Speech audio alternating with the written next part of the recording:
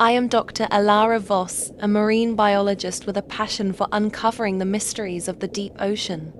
For years, I dreamed of exploring the uncharted territories beneath the waves, and finally, that dream became a reality aboard the Abyssal Hunter, our state-of-the-art research submarine.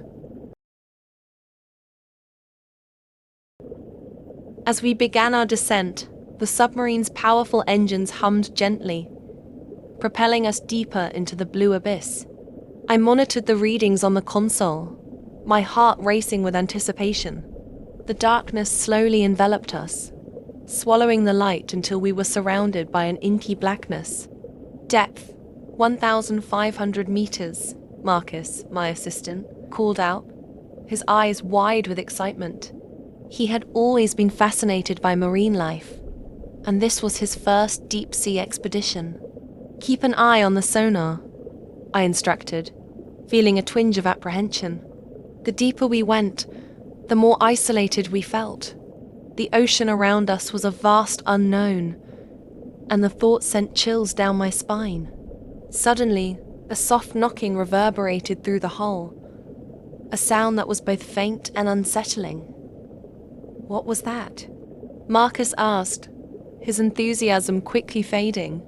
"I don't know," I replied, trying to sound calm despite the unease creeping into my chest. I glanced at the sonar display, but it showed nothing out of the ordinary. "Maybe it's just the currents," Marcus suggested, but I could see the worry in his eyes. As we continued our descent, the knocking grew louder, transforming into a rhythmic thud that echoed through the submarine. Thud, thud. "Can you hear that?" I asked, my voice trembling slightly. "Yes," Marcus replied, his brow furrowing. "It sounds almost like knocking."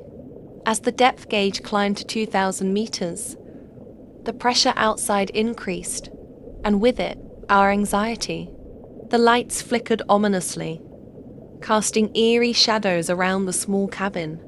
I gripped the console, trying to focus on the readings, but my mind raced with fear. "What if it's something alive?" Marcus whispered, his voice barely above a breath. "Don't be ridiculous," I replied, though uncertainty gnawed at me. The ocean was home to countless mysteries, and the thought of something lurking outside sent shivers down my spine. As we reached 2,500 meters, the knocking intensified, a powerful force that shook the submarine. I felt my heart race as I glanced at Marcus, whose face was pale with fear. "Dr. Voss, we need to turn back," he pleaded, panic creeping into his voice. "Just a little further," I insisted, though I felt a growing unease. The thrill of discovery was overshadowed by a chilling dread. The knocking came again, louder this time, a deafening thud that resonated through the hull. Thud, thud, thud. The submarine jolted violently, and alarms blared, a piercing sound that filled the air with chaos. I struggled to maintain control, my mind racing as I fought against the rising tide of panic. "Get us out of here," I shouted, my heart pounding in my chest.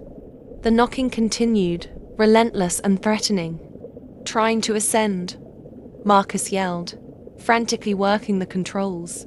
The lights flickered again, and through the viewing dome, I caught a glimpse of something massive moving in the darkness outside. My breath caught in my throat as I realized it wasn't just the currents causing the knocking. It was something far more sinister.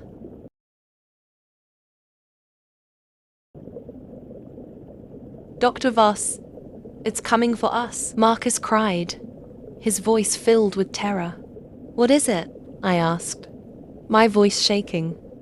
"I don't know, but we need to get back to the surface." With every passing second, the knocking grew louder and more aggressive. It felt as though whatever was outside was determined to break in. "Activate the emergency flares," I commanded, desperate to find a way to distract whatever was out there.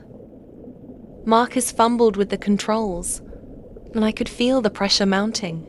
The creature outside continued its assault, leaving us trapped and terrified in the depths of the ocean. As the first flare shot into the water, illuminating a small area around the submarine, I was struck by the realization of our vulnerability. We were isolated in a world that was both beautiful and terrifying, surrounded by an abyss that could swallow us whole.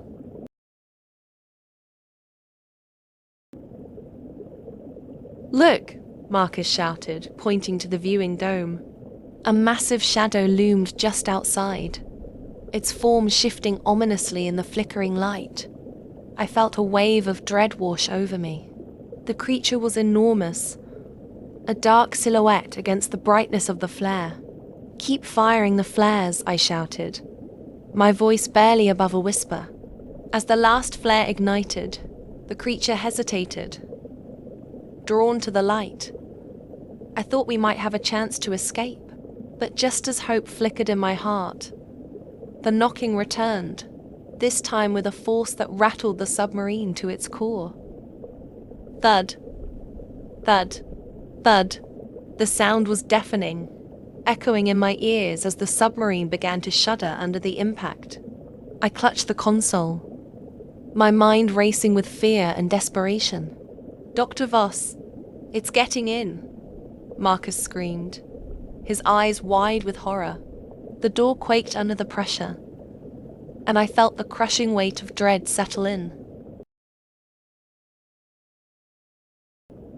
"Quick, we need to barricade ourselves," I shouted, scrambling for supplies. But just as we began to fortify the door, the creature outside let out a bone-chilling roar that drowned out everything else. The knocking intensified, a final, colossal thud against the hull that sent a jolt of terror through my body. In that moment of pure fear, as the lights flickered one last time, I turned to Marcus, my heart racing. The world around me faded into darkness as the creature's growls echoed louder.